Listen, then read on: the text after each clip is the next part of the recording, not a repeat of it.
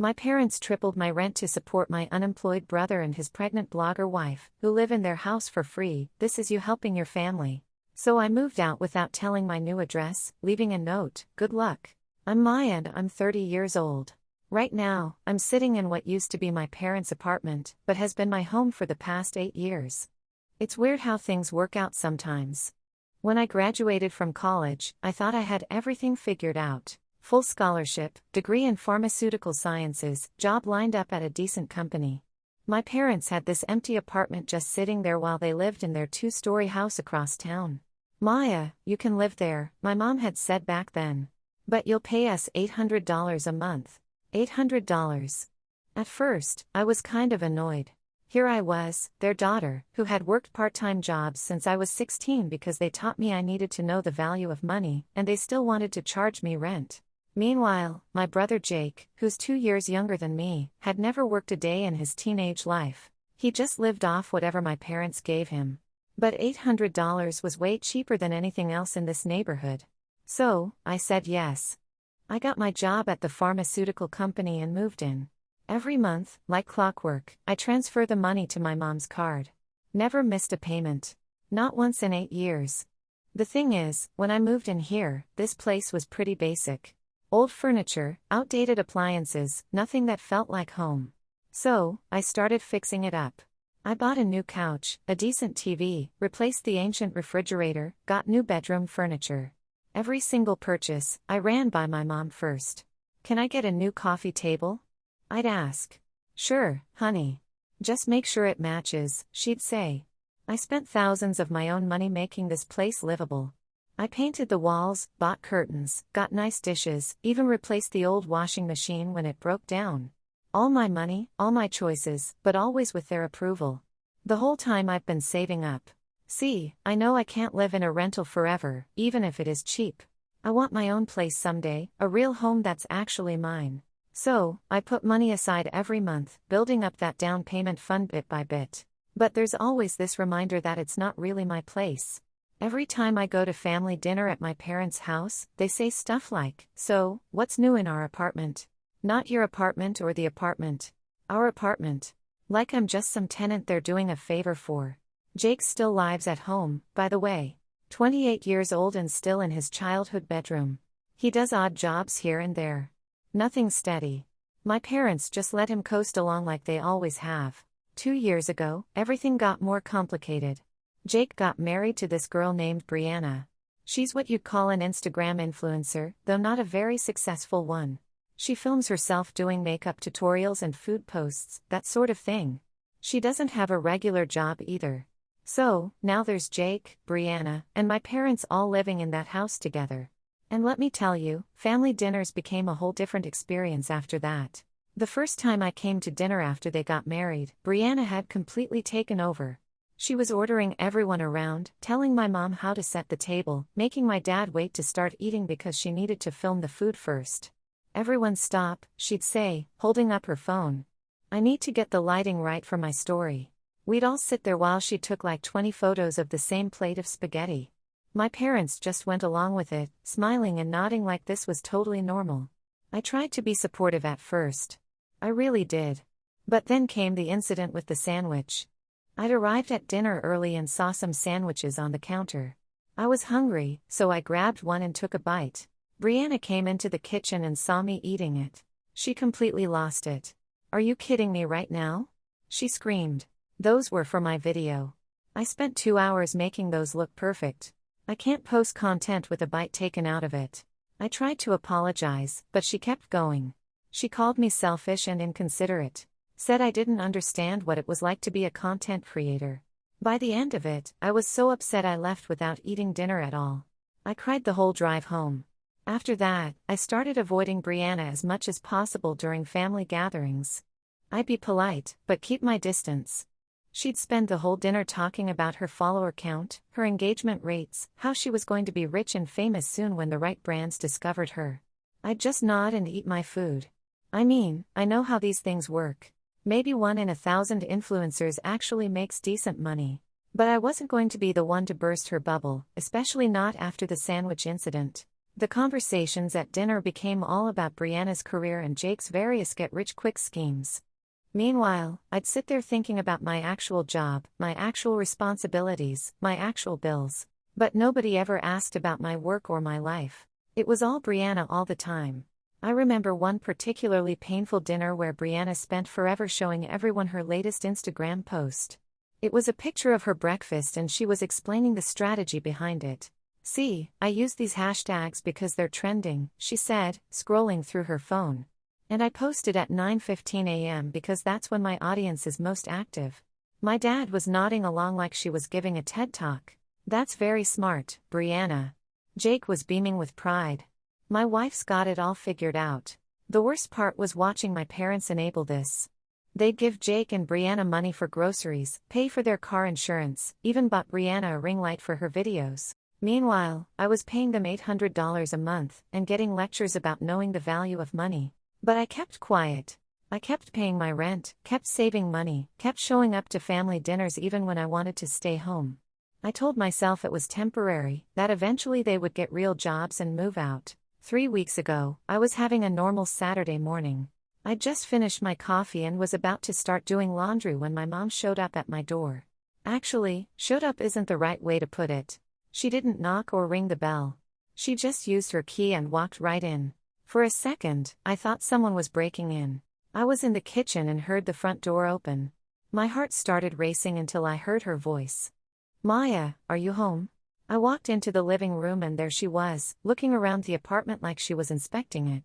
She had this expression on her face that I couldn't quite read. Kind of critical, like she was finding problems with everything she saw. "Mom, you scared me. Why didn't you knock?" She didn't answer my question. Instead, she kept looking around, checking out the furniture I'd bought, the way I'd arranged everything. It felt uncomfortable, like I was being judged. "We need to talk," she said finally. "Sit down." I offered her coffee, but she waved me off. "No, I don't have time for that. This is serious." So, we sat on my couch, the one I'd saved up for and bought myself, and she got straight to the point.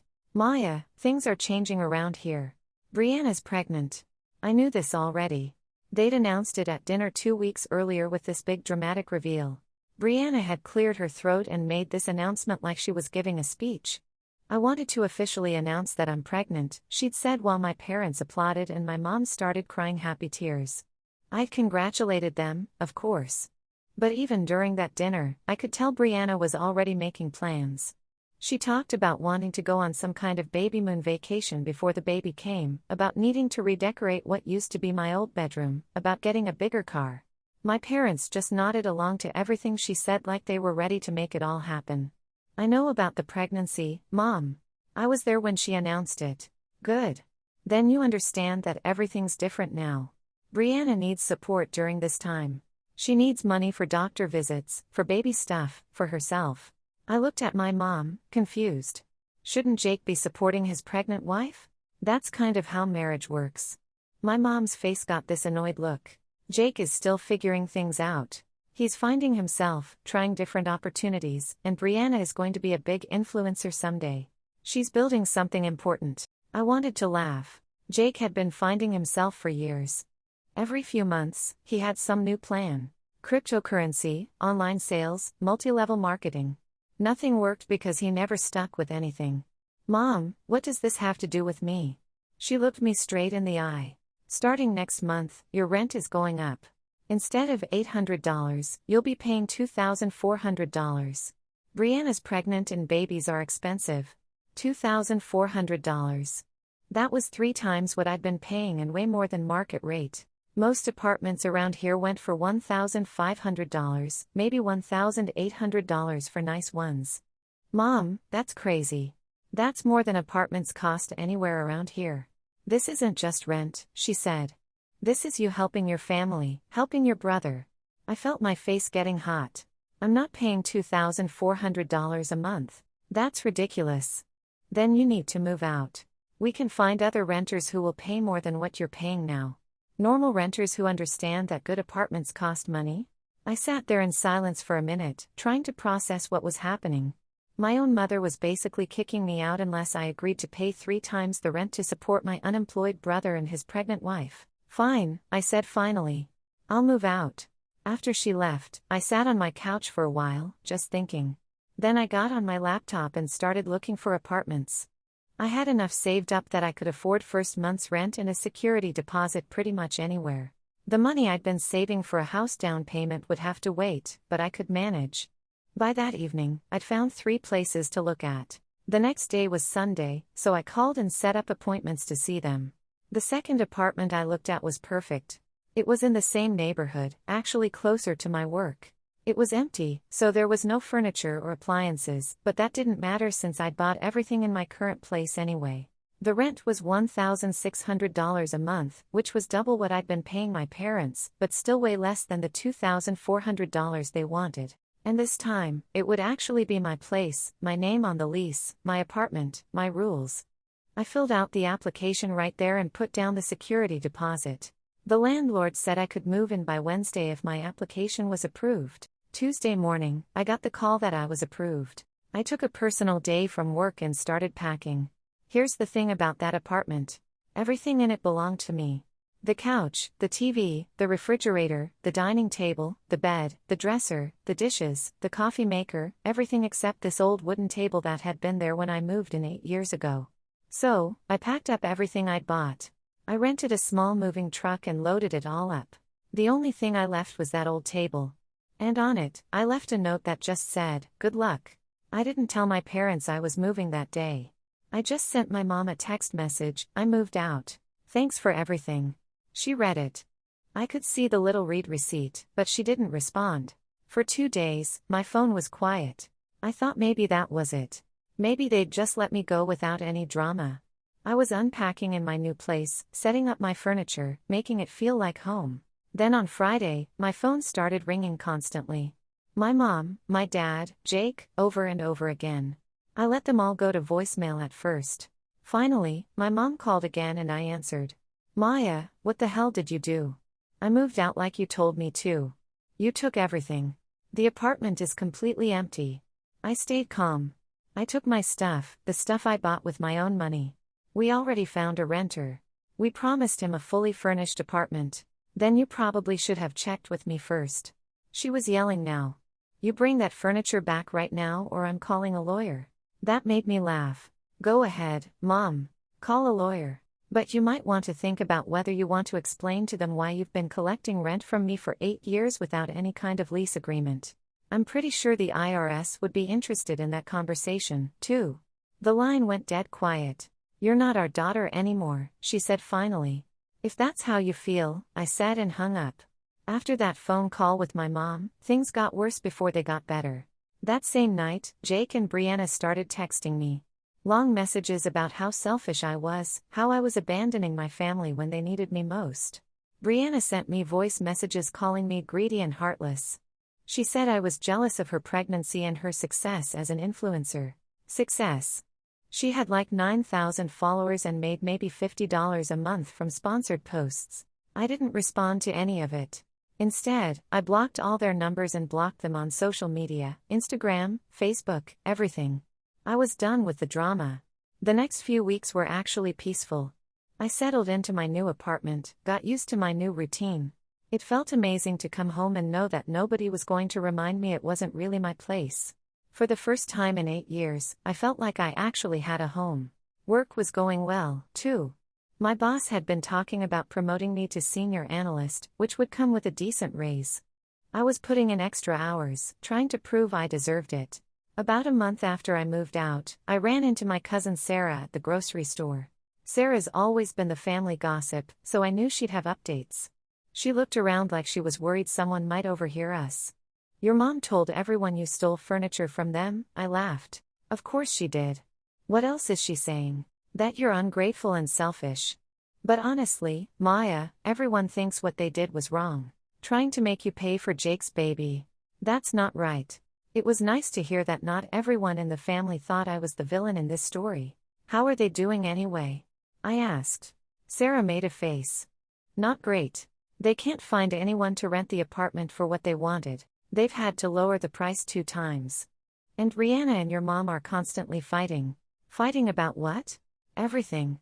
Brianna wants to move into the apartment now that it's empty, but your parents won't let her because then they can't rent it out. She's mad because she thought they'd be getting all this money from you to help with the baby. I felt a little satisfaction hearing that their plan wasn't working out. What about Jake? Still not working. Still talking about his big plans. Last I heard, he was trying to start some kind of podcast about cryptocurrency. Of course, he was. 6 months passed. I got the promotion at work, which came with a 15% raise. I was saving money again, building back up my house fund. Life was good. Then one evening, I was leaving work and saw Jake standing by my car. For a second, I thought about just walking past him, but he'd already seen me. Maya, wait, please, can we go somewhere and talk? Maybe that coffee shop across the street. I didn't want to, but I was curious about what he had to say.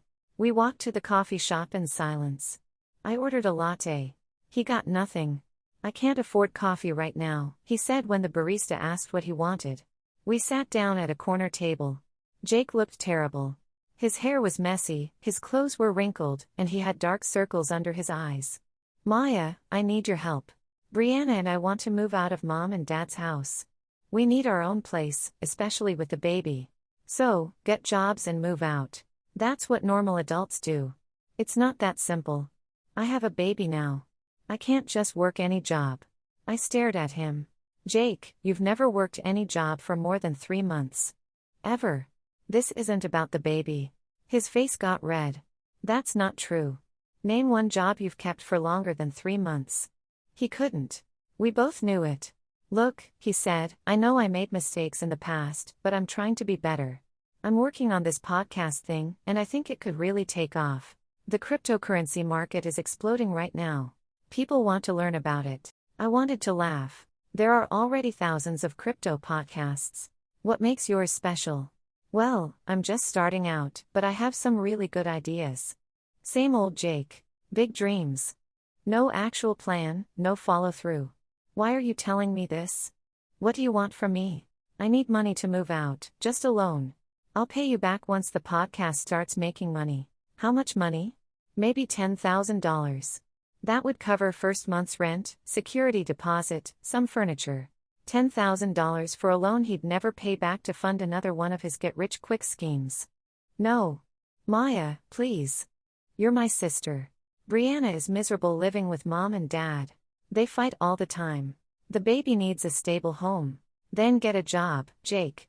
Get a real job with a steady paycheck and move out like everyone else. He started getting loud. You make good money. You got that promotion. You could help us if you wanted to. People in the coffee shop were starting to stare. I stood up. I'm leaving. Don't contact me again. Maya, wait. But I was already walking out. He didn't follow me. That night, I heard from Sarah again. She called to tell me what had happened after I left. Jake came home and told everyone you refused to help him. Your mom is furious. She's telling everyone you're heartless. What else is new? But Maya, you should know. Things are getting really bad over there. Brianna and your mom had a huge fight yesterday. Brianna threw a plate at the wall and threatened to take the baby and leave. That sounds like their problem, not mine. I know, but I thought you should know. Jake looked really desperate when I saw him today. After we hung up, I felt a little bad. Not bad enough to give Jake money, but bad enough to wonder if I was doing the right thing. Then I remembered all the years of watching him coast through life while I worked my ass off. No, I wasn't responsible for fixing Jake's life. He was 30 years old with a wife and a baby. It was time for him to grow up. That was a year ago. After I refused to give Jake money, he tried different things to make money fast. The cryptocurrency podcast lasted 6 weeks. Then he tried day trading with my parents' money and lost most of it. After that, multi-level marketing, selling protein shakes, that lasted 2 months. Brianna is still doing Instagram, but she's not getting the success she expected. Having a baby makes it harder to create content consistently. She's constantly complaining that she doesn't have time to film or that the baby cries during videos. The fighting got so bad that my dad installed a lock on their bedroom door. Sarah told me Brianna threw a tantrum last month because my mom wouldn't babysit while she went to an influencer meetup. It's not my job to watch your kid, my mom said. You live here for free. Figure it out. The irony wasn't lost on me. My mom, who demanded I pay rent for their empty apartment, was now dealing with 3 freeloaders in her house. They still can't rent out the apartment. After lowering the price multiple times, they found someone willing to pay $1,200 a month, but only furnished. Since I took all the furniture, my parents had to buy cheap stuff to make it rentable. They're barely breaking even. Meanwhile, my life has been great. The promotion came with responsibilities I actually enjoy. I'm working on interesting research projects, and my boss hinted at another promotion next year. I've been saving aggressively and looking at houses. With my new salary and savings, I should be able to put down a decent down payment by spring. Having my own house feels achievable now. I started dating someone, too. Mike's an engineer. We met at a work conference, and he's been supportive about my family situation. He can't believe how they treated me. "You're the responsible one," he said. "They should be proud of you, not trying to use you as their personal ATM. It's nice being with someone who sees things clearly." A few weeks ago, Sarah called with family drama. "Your brother and Brianna had a huge fight," she said. "Brianna wants to move into your old apartment since your parents can't find a good tenant. But your parents said no because they need the rental income, even $1,200 a month. Even that money's tight now. Your dad's talking about getting a part-time job. My dad is 68. The fact that he's considering working again because he's supporting 3 adults and a baby who won't get jobs is sad." What did Brianna say? She said if they don't let her move into the apartment, she's taking the baby and leaving Jake. And go where? She doesn't have money. That's what your mom asked. Brianna said she'd figure it out. Maybe move in with her sister. I almost felt bad for Jake. Almost, but then I remembered he's 30 and has never taken responsibility for anything. "Oh, and Maya," Sarah added, "your mom asked if I had your new address." "What did you tell her?" "That I didn't know it, but she's been asking around. I think she might contact you." "Let her try." "I'm not interested." Sarah was right. A few days later, my mom showed up at my work. I was leaving the building when I saw her by the entrance. I considered going back inside, but she'd seen me. "Maya, we need to talk. Just 5 minutes." I looked at her. She looked older, more tired. "Fine. 5 minutes." We walked to a bench. She sat down. I stayed standing. "Maya, I know things got heated, but you're still my daughter. Funny, because last time we talked, you said I wasn't. I was angry. I didn't mean it. What do you want, Mom?" "I want my family back together. This fighting isn't good for anyone." "Then maybe talk to Jake about getting a job instead of asking me to fund his lifestyle. He's trying, Maya. It's just hard for him. It's hard for everyone.